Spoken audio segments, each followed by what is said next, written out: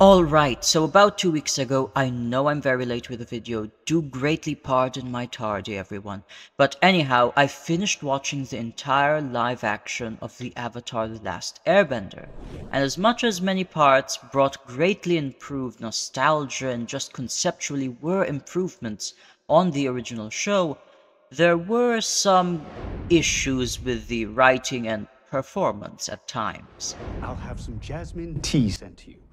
It's quite soothing. But of course, it is certainly not as bad as the first initial attempt way back when, but the bar for that is like a kilometer underground anyway, so... But yes, let's take a look at the first 2 episodes that gave great and somewhat too much exposition to the story in the season at large. Without further ado, be comfortable here in my mind as we explore my review analysis on the first 2 episodes of Netflix's ATLA live action. Now, we won't go over everything, rather I will focus on particular aspects and scenes I find of note in these episodes. Otherwise, we might end up too long in here, and my hands and mind are a bit too easily tired for that. But anyway, the first few scenes of episode 1 are very interesting, and they are indeed drastic changes. Before everything, I'd like to say though, that Kiyoshi's narration was a bit bland and monotone in her pronunciation at times, and I didn't feel the gravity of her voice that much. So the original opening, where Katara was narrating, is still way better. Anyway, the whole first scenes of episode 1, where an Earth Kingdom spy delivers battle plans to the Earth Kingdom, was a very nice action-packed and intriguing scene. It shows very nice firebending and the earth-bending. That was a lot of rocks, unlike the... Anyway, aside from that very exciting opening that gives us the hint of the trouble of the story, we then see Fire Lord Sozin burn the captured spy. So this is why they likened it to Game of Thrones. I do say I really like the very cunning actions of Sozin, tricking the Earth Kingdom to focus on themselves and the other nations to focus on trying to send aid to the Earth Kingdom, when in fact they actually wanted to eradicate the air nomads. Very nice plan by Sozin. A masterful ruse, Your Highness. Though the Comet Festival being held at one temple with almost all the air nomads being there was weirdly convenient for the firebenders, I am willing to put it aside, since I was just of the thought that perhaps that's just how they celebrated the festival, with all air nomads gathering in one of the 4 air temples, and the host temple perhaps switching every time.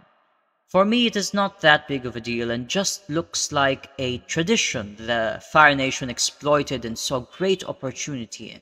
I really like Aang and Gyatso's relationship though, very cute, very adorable. The actors are very well cast and performed very well. Beautiful. I really feel the emotion and sincerity of these characters between each other. I teared up especially when Aang was recalling what Gyatso told him when he found out Gyatso died. I can't imagine a better person to have been given this power. Gyatso. Anyway, the Air Council scene was a better version here, I do say, as it actually showcased a larger body of monks and better arguments for why they need to tell Aang immediately before he turns 16. And Gyatso also makes a fair point, and fair points actually, on the ramifications of suddenly dropping so much on a child.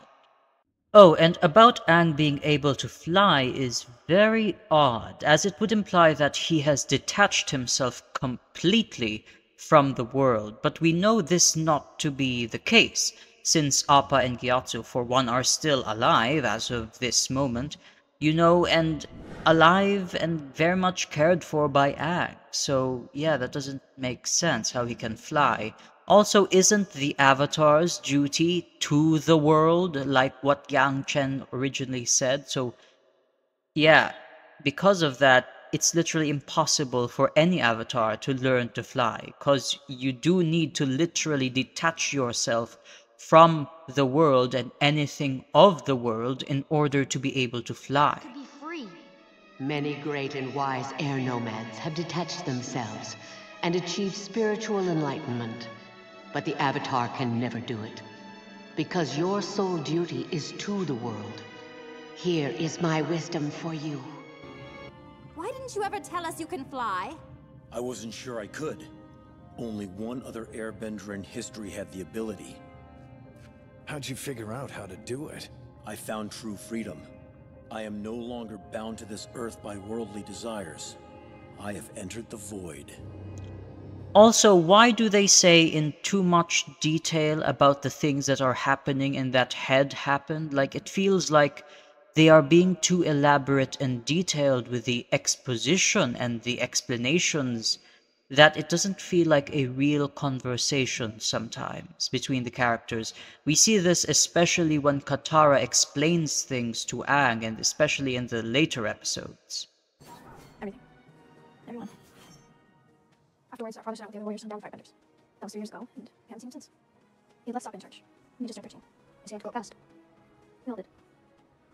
We're never really ready. Do we have to be? They were part of the Fire Nation's first attacks on the Water Tribe. But before we move on, the temple attack scene was indeed good, and I was on the verge of tears when I saw the air nomads being killed. They put up a very, very good fight, very nice displays of airbending. Though I was a bit sad and disappointed with the fight scene between Gyatso and Sozin. We didn't get to really see Gyatso take down all those firebenders like what was implied in the original. Would have really been good if Gyatso was shown fighting multiple firebenders, taking them all down, and then Sozin comes into the room and they fight for a bit, give each other a few jabs, a few moves of gusts of air and fire, and then finally Sozin gets a devastating hit on Gyatso and lets Gyatso die there. Maybe I should do a reimagining of this scene.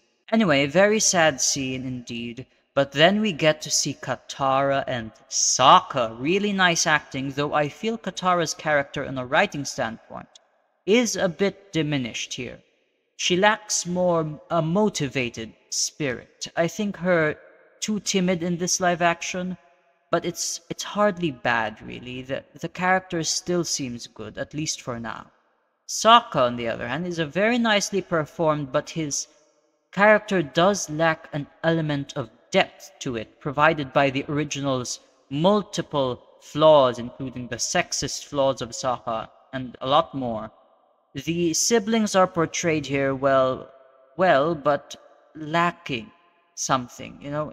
There's something there, some kind of a character depth and expression that I'm not seeing here. Here, in contrast to the original, we don't see Katara's eagerness to waterbend properly and have hope in Aang. I mean, she mentioned it, that we must have hope in Aang and so.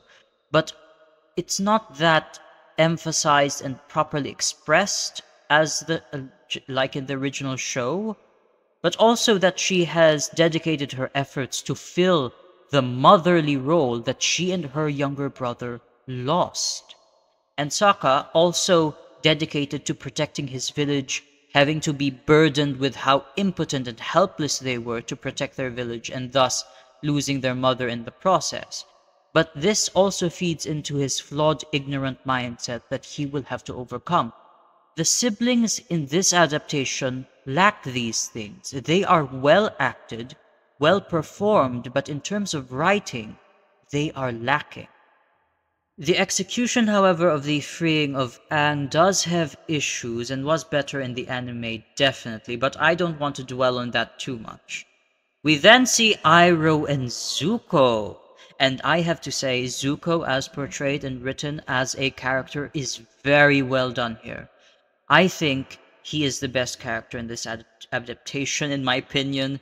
He has the depth enough to actually rival Season 1 and even Season 2 Zuko as of current. And Iroh, though not perfect, since the original voice was such a unique and hardly replicable one, was actually given more depth, especially in the later episodes, though his delivery was sometimes very odd, to say the least. Definitely doesn't hit the same vibe as OG Iroh, unfortunately. Love the addition of Zuko having all these collected relics and inscribed lore about the Avatar, showing his great dedication to the hunt. We even see how Zuko isn't really a monster, as he is shown to not coerce the village and simply states his needs clearly so none may need to be harmed. At least initially, this foreshadows who he really is, and that good and evil, as original Iroh said, are at turmoil within him. Then we have some interesting dialogue between Aang and Iroh, really nice, showcasing the prevailing thoughts in the Fire Nation, but that Jasmine tea pitch at the end is not doing it for me. Iroh, I know you really love your tea, but stop being too much of a salesman for it. But seriously, I just think the tone is off. It's just a bit too corny for me. Anywho, we basically get practically the same stuff except without the Iroh-Zuko duo fireball. Sad, I know. But we do get to see the screaming firebending Zuko head early on, which is a good touch. Now, the Southern Air Temple is still somewhat of a nice part of the story here. It's fine, and the scene where he remembers Gyatso's words did hit me hard. And the dialogue at the end about doing right by the deaths of his people is a very nice sentiment, as we see Zuko literally burning out from hunting the Avatar. Overall, I did like this episode. The changes they made were interesting enough and improvements enough that it isn't bad, but some parts were really degraded, from characters to entire scenes, but it was good exposition to the world of Avatar. Though I think the original was indeed still more effective. Now, episode 2, indeed a lot more changes, not just to the plot, but the characters in it.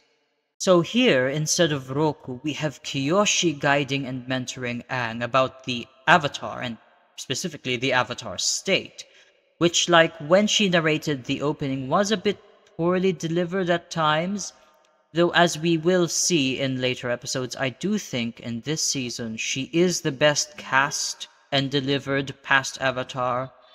She just has to work on her line delivery. The Avatar state is a combination of all your past lives focusing their energy through you. The Avatar state is a defense mechanism designed to empower you with the skills and knowledge of all the past avatars. The glow is the combination of all your past lives, focusing their energy through your body. Now, Zhao, Commander Zhao, is obviously a very different character here. Is the change from an ambitious, intimidating man to a more sniveling and conniving but still ambitious man good?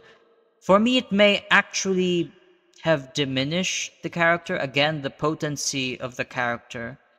Though I suppose this decision was made to give more focus to the larger villains in the Fire Nation, and to Zuko himself, of course. Conceptually, it's not necessarily bad, and the performance of the actor in this episode was great, actually, and exemplifies this new Zhao. Not the worst change they have made, it is, as one says, actually somewhat mid. But the plot change that is not mid for me is how they got the waterbending scroll. I really like the detail of it being safely kept by Gran Gran in order to protect Katara from being found out to be the last waterbender in the south, especially seeing what happens in the coming episodes. You know, for all this show's faults, it really has a way at tugging at your emotions with those flashbacks, but more on those in another video. Later, I don't want to cry right now. Anyway, I do love the plot of this episode on a whole, though Sokka and Suki's part was comparatively diminished, as it's just a stereotypical two people with flaws fall for each other, which is a good dynamic still, but the original was, again, still a better fit. as it also sets up the build of their relationship in the future. I would simply describe the original as a man being shown by a great woman how to become an equally great man, befitting of her, and he takes away his pride and works towards being that man for both of them. There was more of a progression arc in the original, but here I feel it will just be like this without much change or growth at all, really. On Iroh and Zuko here, I do see the wise Iroh shining through with his little lesson with Zuko about not always being the fastest in a game, but rather being observant is the better trait to have. And many people say that Katara was extremely lucky with this encounter to stop Zuko, but I mean, it's fantasy, we can let it slide. Though I do agree about the disappointment of the overarching season plot being a vision by Kyoshi to aid the North instead of the message to master the elements to stop the Fire Nation before the comet. Again, another diminished aspect of this story, which I'll further discuss in my final review. But in short, instead of having something less direct point them to the North Pole, we instead get something that just directly points them to the North Pole, which is a bit too much on the nose for me. It also lessens the character motivations to go to the North, which really endears us to Katara and Aang as, characters. But to mention a few more good things, they are doing Zuko and Iroh's dynamic really well in this. Iroh really teaching more things to Zuko about his role as a prince and the practicalities of that in life, guiding him to try and get what he wants in more subtle and effective ways. But of course, they are still somewhat being outmaneuvered by Zhao, especially using the naivete of Zuko to further his own goals. A really nice portrayal of the characters. Also, how they did the end was, in my opinion, better than the original. The beacon of hope and symbol of inspiration that Kyoshi represents to the villagers really works to why they thank Aang for coming and why later Suki will be further motivated to go out and help the world. It makes more sense to touch their hearts rather than the random thank you avatar the mayor and the original show did. That was a bit odd since the avatar, Aang, did bring the Fire Nation over and basically wreck the entire village. Here, Aang still did that, but he actually inspired a dormant prowess in them via something culturally significant to them, which is Kyoshi herself. Really love how Kyoshi uses all 4 elements to fight Zhao and his host, and her theme really hits hard. Amazing music. Oh, and a really nice detail is that when Kyoshi is done, and her transforming back into Aang, primarily manipulates air, which may hint that air and the air nomads are the most in tune with the spirits or the spirit nature of the avatar. All in all, the first 2 episodes were actually really good. There were some parts that were somewhat diminished comparatively to the original show, but it is still a pretty solid first 2 episodes. The first one really gave a more vivid exploration into what started this whole saga, changing a few parts up, though in so doing it managed to uplift certain parts, aspects of the story, but also diminished some other parts, unfortunately. Sozin and the Air Nomads were made better here, and Zuko and Iroh were well performed for the whole part, though delivering dialogue is sometimes flat and too detailed with its delivery of information, though the emotions were there in episode 1, properly portrayed. Then episode 2 was a great action-packed episode which really changed the story points and character dynamics of our antagonists in a different yet actually decent and well done way, making Zhao more opportunistic and cunning and showing more of Zuko and his uncle were good parts, though the gang's parts were alright, they weren't as good and multifaceted like in the original. But yes, for me, the first two episodes were a solid start to the series and showcased the wonders of the world in its own way well. At least, mostly. I think it was a great introduction to the story, one full of emotion and intriguing gravitas. I wonder indeed how the other episodes were. Well, I do have thoughts on those as well, but for now, thank you greatly for entertaining my thoughts here in Mine Mind. May our minds meet again soon. Freely express your own thoughts down below.